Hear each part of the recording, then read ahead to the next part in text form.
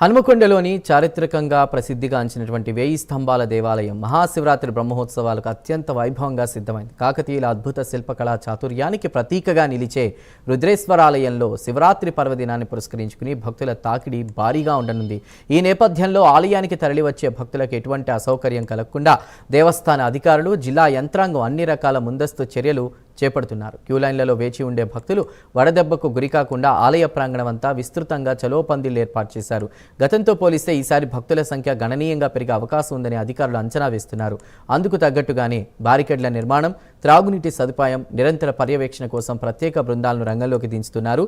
భక్తుల రద్దీని క్రమబద్ధీకరించడానికి పోలీసు శాఖతో సమన్వయం చేసుకుంటూ దర్శనం సజావుగా సాగేలా ఏర్పాట్లను చేశామని అన్నారు. శైవ క్షేత్రాల్లో ఏ విధంగా జరుగుతుందో అదేవిధంగా ఈ దేవాలయంలో కూడా నిర్వర్తించడం జరుగుతుంది. రేపు ఉదయం 3:30 గంటలకు సుప్రభాత సేవ, ఉత్తిష్ట గణపతి ఆరాధన, రుద్రేశ్వర స్వామికి మహాన్యాసపూర్వక రుద్రాభిషేకం. అదేవిధంగా ఉదయం 5 గంటల నుండి రసీదు పొందినటువంటి ప్రతి భక్తునికి కూడా వారి గోత్రనామాదులతోని దేవాదాయ ధర్మాదాయ శాఖ ఆధ్వర్యం లోపల సామూహిక రుద్రాభిషేకాలు ఘనంగా నిర్వర్తించబడుతుంది. రాత్రి 10 గంటల వరకు కూడా. అదేవిధంగా సాయంత్రం 5:30 గంటలకు రుద్రేశ్వర స్వామి యొక్క కళ్యాణోత్సవం అంగరంగ వైభవంగా నిర్వర్తించడం జరుగుతుంది.